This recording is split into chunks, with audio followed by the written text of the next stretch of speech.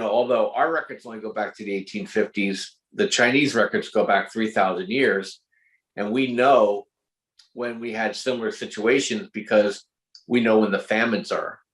And the Chinese are well aware of what happens in a famine in China. When people say the Chinese, oh, they're dumb communists. No, these people are very, very smart. They might be notorious and evil and all that, but they very well know what happens when you have a grand solar minimum.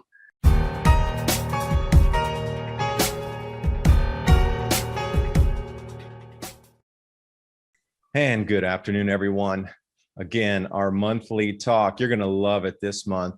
It seems in earnest that everything has begun. I'm here with Bob Kudla, tradelikeagenius.com. If you've been looking at the news in any way, shape, or form, all we're seeing now is crop losses across all major producers. China floods again in the same regions that never recovered from last year that were the grain producers for China. South Africa, riots in the streets, and we're starting to see it in earnest. It has begun. All these things we've talked about, Bob and I, for so many years now about this grand solar minimum and the way it was going to pinch people's incomes to flow an enormous amount into agribusiness, and the way governments were not going to respond because knowing that the grand solar minimum, like his fingerprints, that repairing the infrastructure, preparing for all of this is kind of a moot point in their eyes for dragging everybody and pulling everybody through across the finish line over the next, say, decade and a half. But what are we going to do for solutions amongst ourselves? So, just when Bob and I were talking a second ago, it's begun in earnest. And you have to understand that it is in play right now, this movement. Now, the next question would be actually two questions. How do you prepare yourself, because systems are going to be breaking down as not as reliable? And then what do you think governments are going to do in response to? Because you can see what's happening in South Africa. You think, oh, it's just hungry people on the street down there. You see how it's being responded to.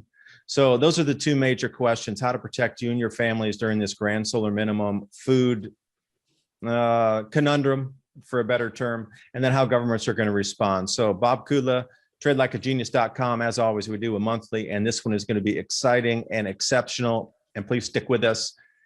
There's so much information about to be unfurled and unraveled before your very eyes on how all this is connecting. And again, it's about what you can do personally, how you can keep your family safe during this time, because it's going to involve money, preparedness, and so many other things in between. So Bob, I appreciate you joining me. Floor is yours.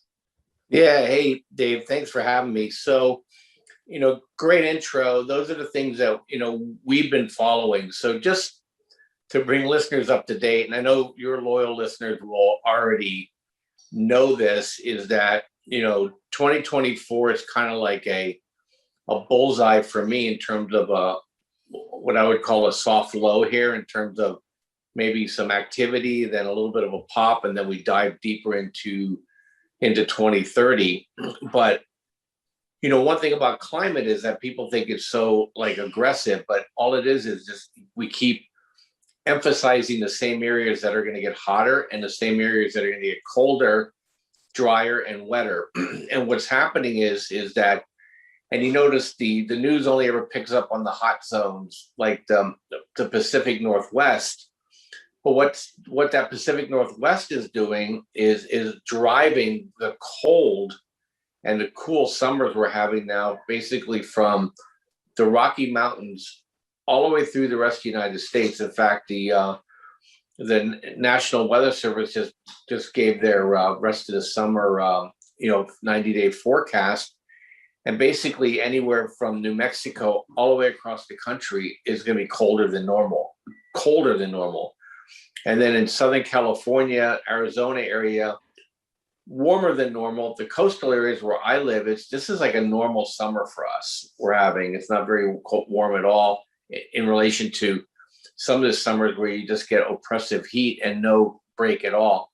But the Northwest, all the way up into Alaska, if you notice when we had the ice ages, the areas that were warm is the Northwest to Alaska.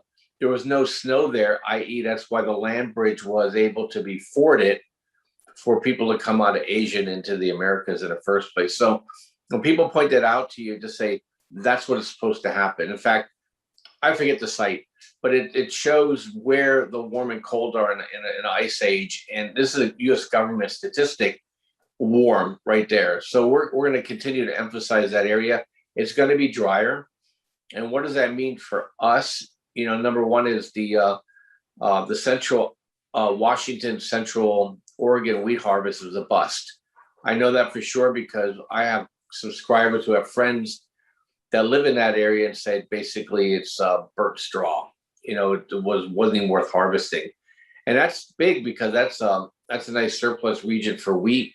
The areas that have enough irrigation is okay, but if it stays drier there longer, you know, the Columbia River gets its watershed out of southern Canada. If they start losing the rains up there, the Columbia Gorge is going to start to suffer. That's going to raise the cost of living in the Pacific Northwest because you're not going to be able to generate the hydro that you're generating. And in fact, one of my business partners actually lives up in Idaho. Places are closing because they're not used to the cold. I mean, they're used to colder weather, not used to the heat, and they're just not prepared for it. So they're just like shutting businesses down early, and people don't like it, and it's something they're gonna have to get used to. Now, you know, the rest of the country, though, for America is actually in pretty good shape. You know, other than the northern tier, I feel bad for Canada. Other than the northern tier of the United States, we're getting enough water, and it's cool enough. The crops are doing just fine. But other places around the world are really suffering. And you talked about China. It's interesting where it's really warm. It's really wet in China. Their wheat growing, corn growing region is submerged again. And the thing about that area too, they say, well, it's up in there in the northeast of China, but it goes into the watershed that feeds the Yangtze, which goes through the Three Gorges Dam again. So you're going to have pressure on this dam again, and China is going to have to import more food. And at the same time, there's not going to be enough surplus. And then you talked about South Africa, and a shout out to my subscribers from South Africa. Praying for you guys. It's crazy there, and you know, be safe, all of you. And so you have now some tribal, blow ups here, but a lot of it has to do with, you know, again, South Africa has been suffering now for a while, and so, you know, there's not enough money. The governments can't support them, and you see what happens. You know, like in the United States, when they defund the police, there's not enough police and military in South Africa to keep hungry and angry people away from what they want to get done. And then look at Cuba. Okay, so Cuba's going as well. Again, they said there's not enough food for the people, not enough medicine for the people, and you got tyranny. So we're going into that stage now where it goes from being, you know, tolerable to now intolerable. And this happened in 2011, if you remember. We had the Arab Spring, when once again, when the governments around the world can't control their pocketbooks, it creates an environment where countries that have to import food don't have enough hard currency to do so. And we're reaching that area again. So, you know, from our standpoint is that this will revert back into the United States because we're already on tenterhooks. And you know, we have the four horsemen of inflation rocking now: food, energy, rent, and health. And I'll stop there and we can kind of break those down. And I think, you know, today we had our inflation data come out. The market initially popped. It didn't like it at the close. It kind of sold off. And, you know, we're really getting close to a top in the markets here. Yeah, I saw some of those charts too coming out. CPI is running the hottest in 30 years. And then this transitory inflation putting food prices at 20-year highs on the terms of the amount of inflation built into food. And, you know, you hit it on the head here. Full-blown glaciation and grand solar minimums are incredibly different. Grand solar minimums are smaller cycles riding within this interglacial period between those full ice periods on Earth. But that last glaciation cycle that ended around 12,500 years ago during the Younger Dryas period, You really, anybody, and I'm not saying you, but anybody out there really needs to take a look at those ice age, full glaciation, 2 miles of ice over Chicago maps, the temperature maps, the areas that were ice free. And you know what's so interesting is how long were societies stable and knew their growth seasons after full glaciation had occurred? 40,000 years. Things changed. They locked into place.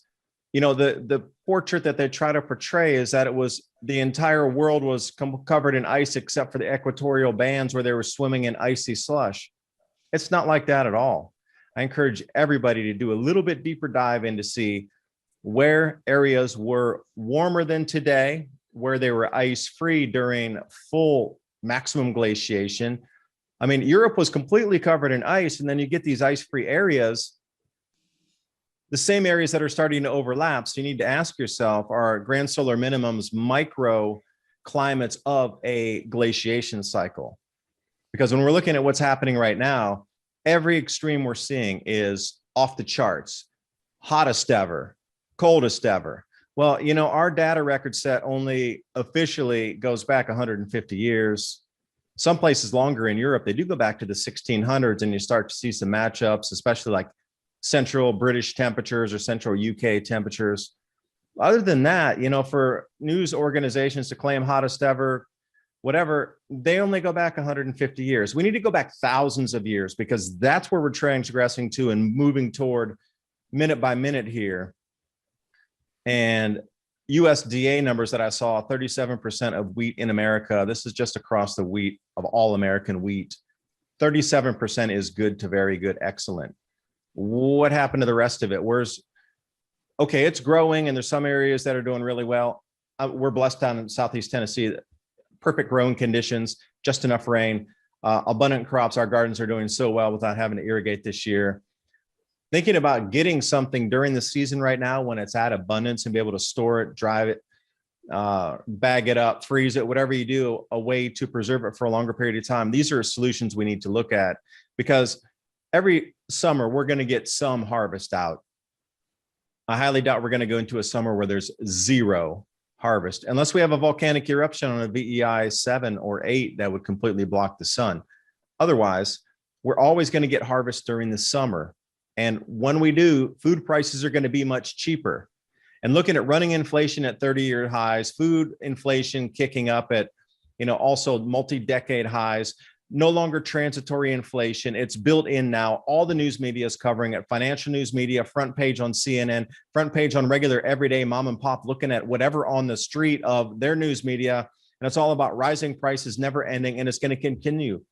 I mean, when is it going to stop? Supply chains are currently not functioning correctly. You know, you see these articles coming out saying Christmas is a dud. We're not going to be able to get enough imports in. And you know, why are the ports not functioning correctly where they got boats stacked up to the horizon out there? Are there not enough workers for the ports? I mean, they're paying them more than they did before to get people back to work. I mean, there's a lot of things that just don't make sense moving forward. But one thing that you might want to look into is storing your own food in an abundant crop time, just like now. And I know I rambled through a bunch of different things there, Bob, but you ticked on 4. So I thought I'd throw 4 back at you and we'll meet in the middle somewhere. I love this stuff. So you and I can talk about this forever. And we have. I was telling people today that when we started talking in like 2013, 2014, we would go 2-3 hours in the middle of the night and record like a month's worth of recordings, just because we saw this coming when nobody else, well, actually a lot of people saw it, but many people wouldn't admit it. And now it's upon us. But yeah, you're right. So I'm going to save that thought, but I'm going to talk trade genius a little bit and then keep going there. No, and what I was going to say is that I think what people need to start focusing on in their portfolio is that, you know, look, you know, we're going down the Maslow's law of safety. So you're going to want to make sure that the things in your portfolio is going to reflect an inflating environment. Don't listen to this transitory thing. They're just trying to talk you out of freaking out. Is that you want to own grocery stores, you want to own wholesalers. There's even a company out there, ETF out there, that buys farmland. You're going to want to own that, and then you're going to own the the ag chem companies, and then you're going to own some of the biotech companies that are around food. That's the areas in which you want to start looking at buying dips or swing trading into, so that you can take advantage of from the food side of it. From the energy side of it is that I'm still a big bull on uranium, and you're going to see also that once we get past the summer doldrums here at oil, I'm expecting oil to actually come down a little bit because it's just too far too fast. We're going off to summer roll. But we go into the next upcycle here, I think as soon as the government starts spending more money again with the infrastructure, you're going to see energy go up. So you're going to want to hold some energy named uranium, and you want to own the any producer. You want to own United States assets, because you're going to start seeing expropriation of assets, and we're starting to see it in the miners. Mexico's starting to get a little jiggy here. One of my favorite silver stocks is First Majestic. They're like in a civil war with the Mexican government right now. You don't want to be an owner of a business with a country that can simply just take your assets from you. And so, you want to look at companies that have a lot more in the United States and in Canada, what I would call the Five Eye countries, right? Where, there's at least some nominal rule of law or due process, before they take things from you. And you want to stay away from, I think places like Argentina are going to be suspect, but places Mexico might be suspect, South America in general. Probably Brazil's probably the safest place, but they don't have really they're more ag. And then from the the housing side is that, look, commercial real estate is going to get crushed, so you want to stay away from there. But going back to what you were talking about earlier in terms of the way the solar minimum is working out, is that it's just going to get the intensity is going to, I think, is going to surprise people. But at the same time, it's different than what it was in the 1500s. So those people couldn't shift markets. We can shift markets today. But what we're seeing though is you're starting to see, when you're talking about why is the supply chains, I think it's by design, actually. I think countries are now going to try to limit trade between each other because they know their fiat currencies, they don't trust each other's fiat currencies. That's going to be a plug for Bitcoin as we go forward. But, China's building China Inc. and the new Chinese wall.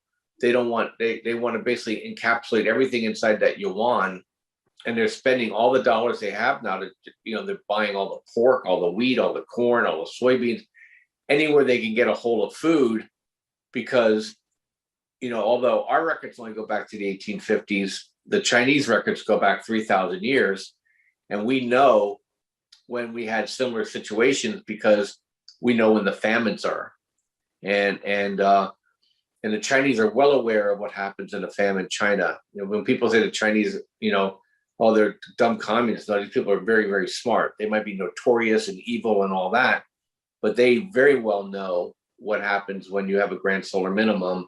They lose power because of the famine. So they're trying to get in front of that as fast as they can. And also, in France and Italy, their best growing regions get flooded out, in these grand solar minimums, and Turkey dries up, the Levant dries up. So we're going to have some really, really interesting plays, going forward, and water storage, which I think is the biggest crime in the United States, is that we have not invested in water storage. California, if we just had proper water storage or desal plants, California would be a non-issue. But now the central valley is drying up, and if they can't grow crops in the Central Valley, your lettuce isn't going to go from $1 to $2 a head. It's going to go to $1 to $20 a head, because it's just not going to be available, or you're just going to have to go without. So there's companies out there like APPH that are building these massive greenhouse facilities in West Virginia and other places that are going to be supplying the East Coast when California can't. And so you're going to see more of that kind of stuff too. So, all these bad things are good things, but I was shaking my head when you're talking about there'll always be just south of Manila, there is a massive, massive volcano that, if you look at the lake and the island inside of it, it's like a 6 or 7 on the eruption scale potential, and it's right at the equatorial latitudes. Where you get a Mount Pinatubo kind of a eruption, and then I think then all bets are. If you see that thing go off, first thing you do is you don't go home. You go right to Smart and Final or Costco or wherever, and you better load up a year's worth of food, because when everybody else figures it out, there will be no food left, because that will knock out some of these growing regions. Yeah, and you start to see, hints of it around. I had a great conversation with somebody who used to run Sundance Resorts out there in Utah. They're a large buyer, and he was telling me that it's unknown a lot with the suppliers now when they're going to get, how much they're going to get. They can't guarantee out for anything. They would do, forward grow and purchase agreements with farmers. They're like, that's not possible anymore.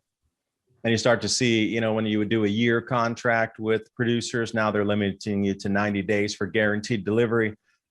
So a lot of things are not as stable as whatever type of news media out there would have you believe it is. And what I still don't get is why, with all these problems, they haven't gone over to say, hey, everybody, why don't we try this? Why doesn't everybody start getting their own gardens up and running? Because you talk about West Virginia, that's kind of that line right there where the grand solar minimum is going to knock it down to about that latitude. And it's pretty interesting that they are choosing West Virginia right at the edge of still functionality in the summers, but non-functional, but they can still get into those winter grow seasons. And you have to wonder how much of our food is going to come from greenhouse facilities, underground facilities, indoor vertical agriculture, and how much is that going to cost versus doing it in California in the ground, because there's always going to be people with money that are always going to purchase the food. And, you mentioned the 1500s being different from today. And yeah, we have better supply chains, interconnectivity, banking, et cetera. But there's 8 billion people now. 1500s, Earth was sort of more in balance of what was grown was consumed, and on a, without all the chemicals, without all the supply chains, and it kept it in balance. It was the carrying capacity of Earth kind of regulated itself with the population generally around 500 million to 750 million through most of what we know is recorded history. But then suddenly we bumped that up to 8 billion, and even a little bit of loss here. And it's just, I don't know how the math is going to work on this moving forward. The amount of crops grown are not going to be enough to feed the planet. So then what? Then we come up with these super ultra expensive solutions, which are great. And that's the biggest opportunity in human history, what you're looking at here, providing food in a more stable grow environment, perfect nutrient mix going through, perfect storage after harvest. I mean, you're right there. You can put it in the refrigerator at the optimum temperature within minutes after the harvest versus having that on a truck for 4 hours blazing through a hot field. And there's a lot of pluses to having vertical ag and really controlled greenhouse growing, but there's a huge associated cost with that. And I don't know where all these materials are going to come from instead, unless you, like you said, you start doing it at home and expropriating different factories. I mean, there's already laws on the book where they can walk into your house and take all your food for continuity of government here in the United States. So when you start looking at what's going to be required in terms of supply chains to get all these materials in place to be able to grow indoor, heaven forbid there would be a VEI 6 or 7. We would be so far behind the ball so quickly. That's why people always ask me about China. China is particularly vulnerable. That's why they're trying to own and control Africa, because they know, the Americans will probably cut them off at some point, and the Russians will, not because they don't like China, it's just because the Russians have to protect their own populations too, and it's going to get very interesting.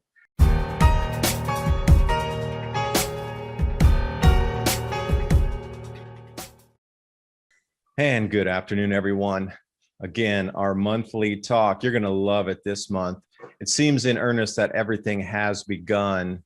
I'm here with Bob Kudla, tradelikeagenius.com. If you've been looking at the news in any way, shape, or form, all we're seeing now is crop losses across all major producers. China floods again in the same regions that never recovered from last year that were the grain producers for China.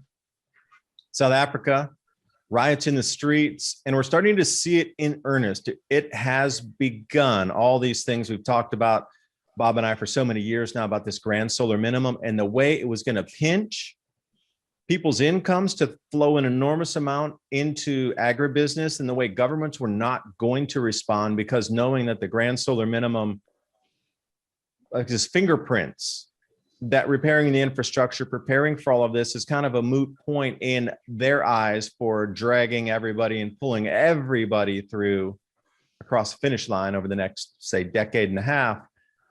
But what are we going to do for solutions amongst ourselves? So, just when Bob and I were talking a second ago, it's begun in earnest, and you have to understand that it is in play right now, this, and then how governments are going to respond. So Bob Kudla, tradelikeagenius.com. As always, we do a monthly, and this one is going to be exciting and exceptional. And please stick with us.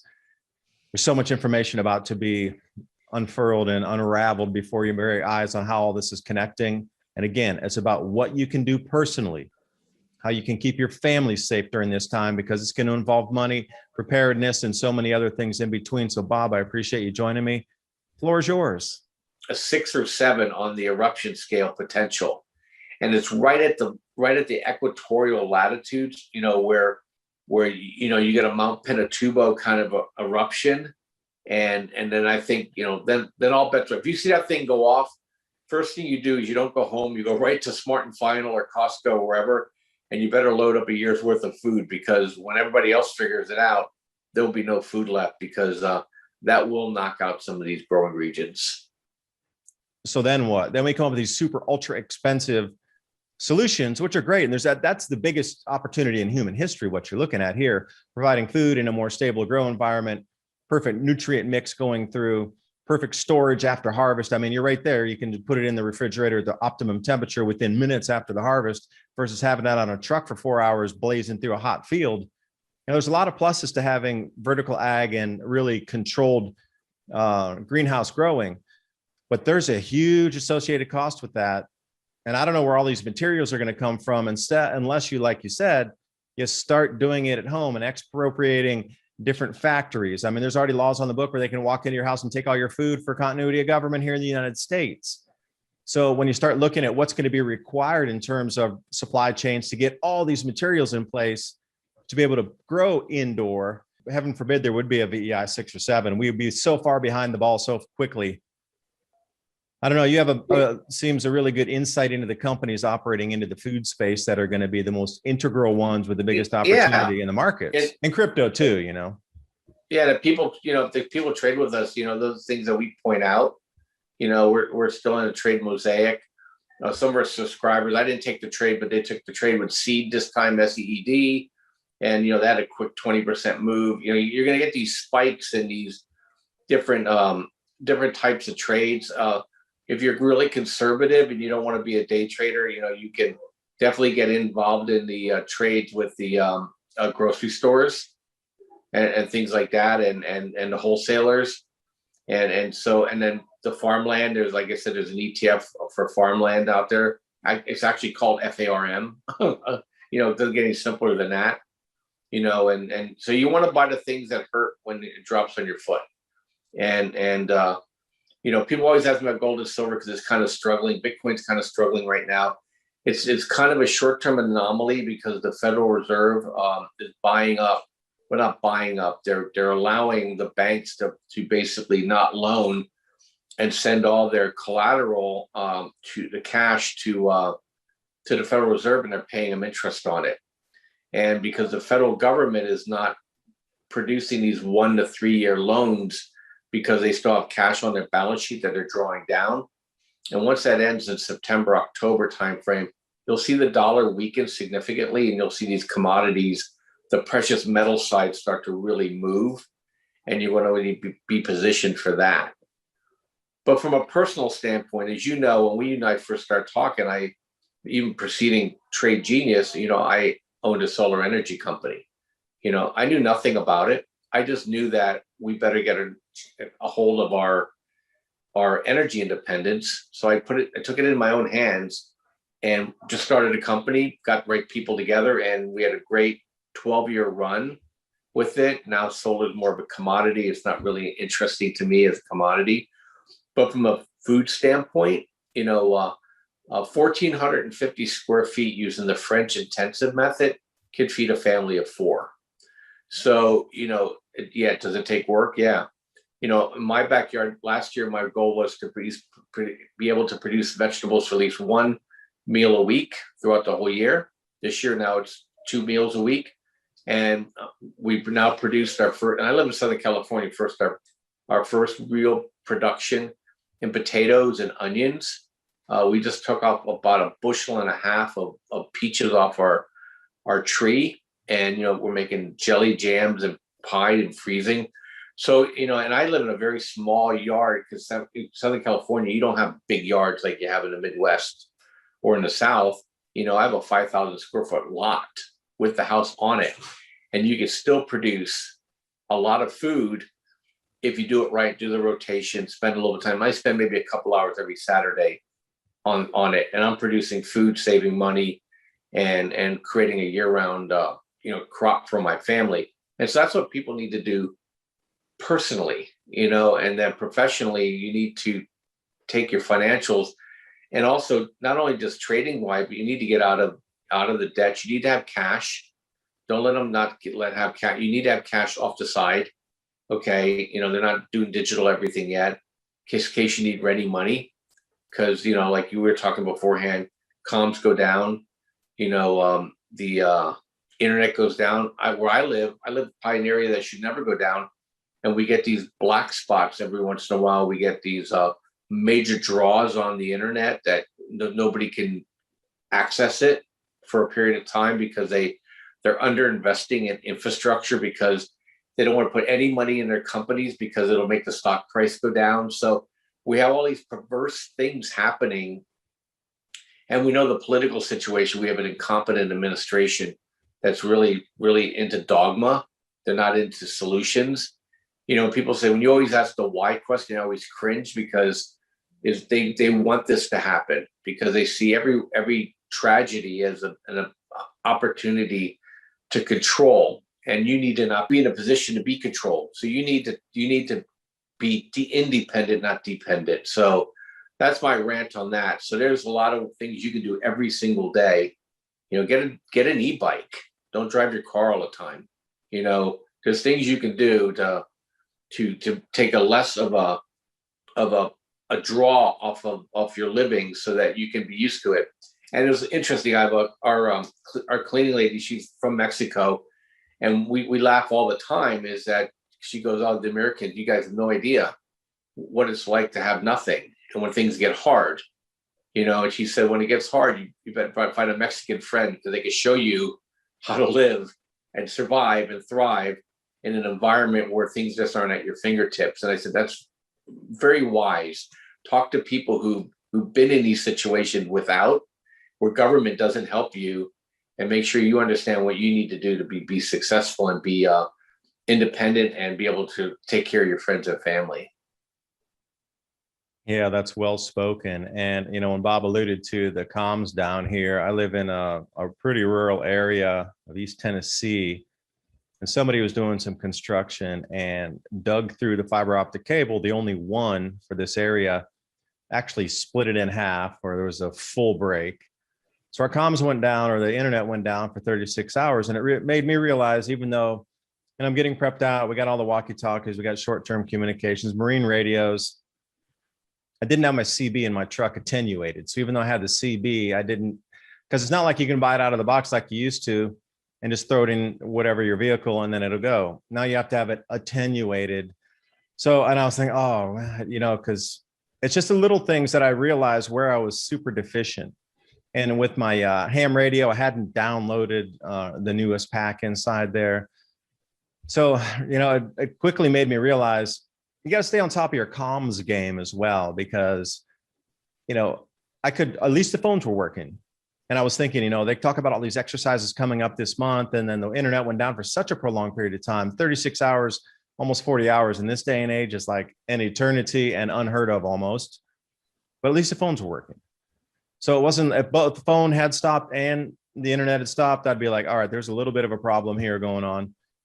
But it's all these other things, like how prepared are you right now to, if you do a full accounting in your house of, having the spare cash, like Bob talked about, We went to the Amish farm today, and I only had a brand new $100 bill, brand new, that I got from the bank, and they didn't even know if they were going to be able to break that or have want to give me the change, not have the change. They had the change, want to give me the change. They only did it because it was brand new, crispy, with all the brand new. You have a $100 bill in a grid down situation, that might not be helpful. That could be just as equivalent value of $1, because we don't have any change. You can take that or you don't get it. And thinking about these self-sufficiency things moving forward, points of life, and where's the news fit into this? Because in the beginning when we started talking, that record heat up in the Northwest, the mainstream media forgot that there was record cold in the central part of the U.S. at the same time, and record cold wiping out an enormous amount of crops, from corn to coffee to sugarcane, down in Brazil and Argentina, like at the exact same days overlapping. And the snowstorms up in Canada happening right now during the summer. Why is that not being covered? The record gain of ice on Greenland. There's a lot of other signals out there saying, whoa, we're going into some really unusual times. And, Bob, I had a question for you about Argentina.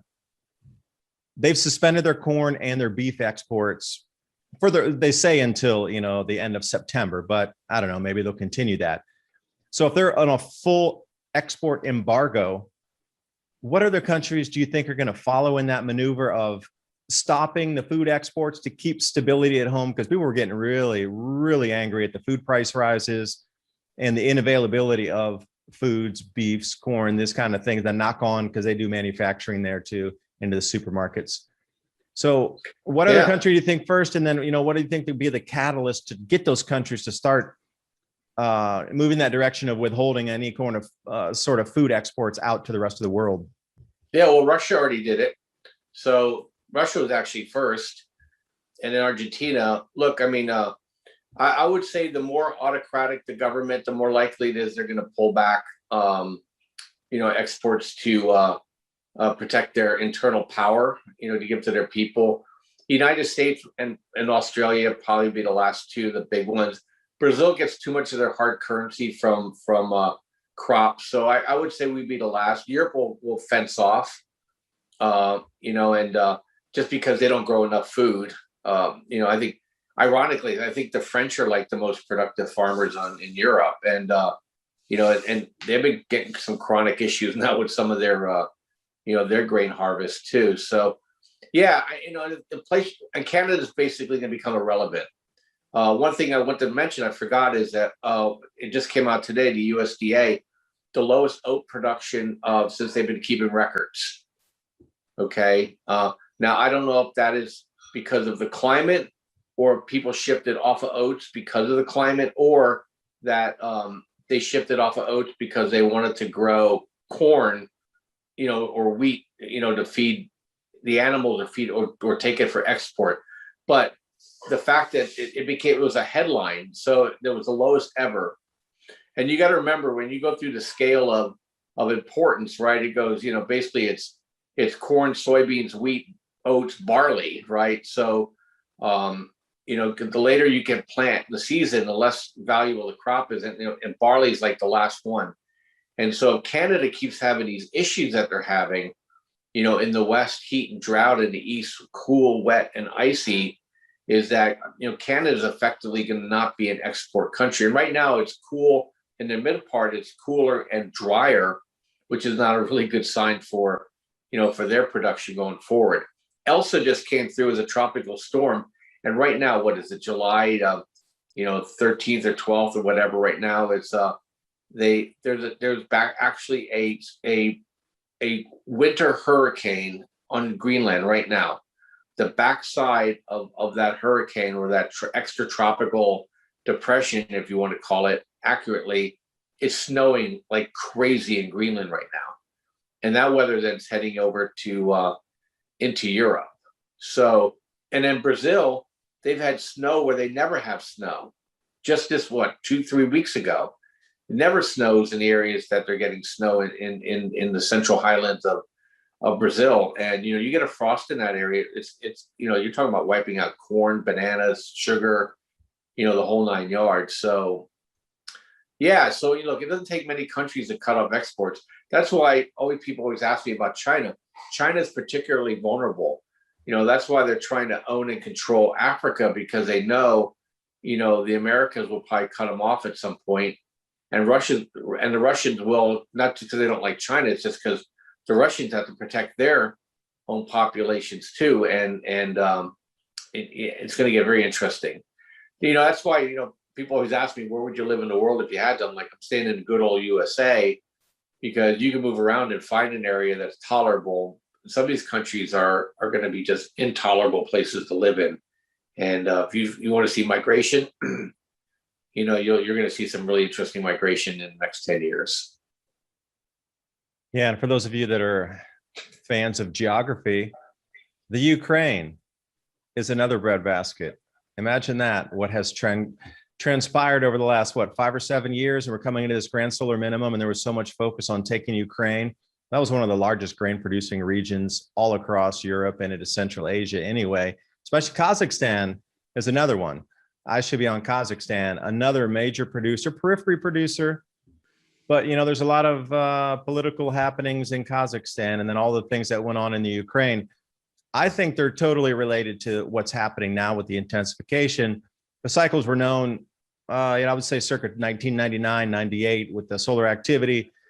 The second boost in warmth when they thought we were going into this type of cooling in the 1970s, but then they had the reprieve of those 2 solar cycles. And then if you look far enough back in the records, you start to see that double bump of that second and 2 warmer cycles following, and then you get the drop off in temperature, which is, now you look at it and you start to see, well, you could forecast that out going 22 years into the future from 1999 is when, right about now. Imagine that. So the cycles were known, and the superpowers would have been looking at this, because who controls food in this century controls the rest of the century. The oil control century was last century. That kind of doesn't, there's magnetic motors now, there's an enormous amount of free power coming out. There's, like you were involved with solar, and there's so much renewable power coming out. So oil has lost its 100% grip on energy production. It does seem that food is going to be the new play moving forward. And things are not as predicted. So I don't know why there's not more news media organizations looking back at what the predictions were from this whole United Nations crowd over there saying this, that, and the other. And there's just no accountability of predictions made that never came to fruition when, Bob and myself, we're talking about things that we have been for the last 5 years. They're all starting to tick off all the ducks in a row. We can check off, check. Oh, hey, they're all, those guys are, how'd they get such a good crystal ball compared to the professionals? The pros are compromised, Dave. They read the same stuff we read. It's just that it wasn't in their best interest to share it. And with the cancel culture, you're given the narrative that you're gonna have to go through. One thing about Kazakhstan that people don't realize is that they have an iron grip on uranium and potash production. Ironically, Canada does too. So it's really interesting around the world, where these different things reside. So I own Canadian uranium companies, okay, and Canadian potash companies, because I want to be in North America. The Canadians are going to have to make nice with America here soon enough, if they want their people to survive. And then in the United States, there's a really interesting uranium company that's also producing rare earth metals and production. So, the Chinese grip on that's going to end as well. So, so interesting thing on geography, works. And I agree with you on energy. The United States is a swing producer.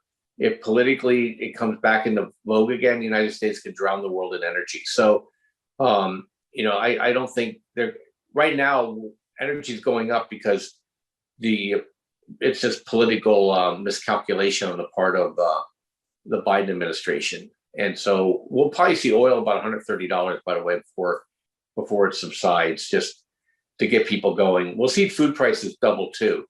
Now, the good thing about all that, if there's a good thing, it's going to generate a lot of technology that will actually then put those genies back in the bottle, but there'll be a lot of damage done. And I want to be in front of that, so that's why I do what I do, because I want to make sure that I'm in a position to take advantage of it versus always playing catch up or always running scared. And that's why I do what I do and you do what you do, hopefully to get people ahead. Look, this is the most telegraphed global cooling that has ever been given to people. People have basically been given 20 years notice. Before you and I, the Russians were talking about this because it's in their best interest to be prepared for this. They don't have the luxury of the folly of Green New Deal. They have to be prepared or they'll lose their country. Yeah, speaking of a perfect country, right on Russia's border with Ossetia there, Republic of Georgia.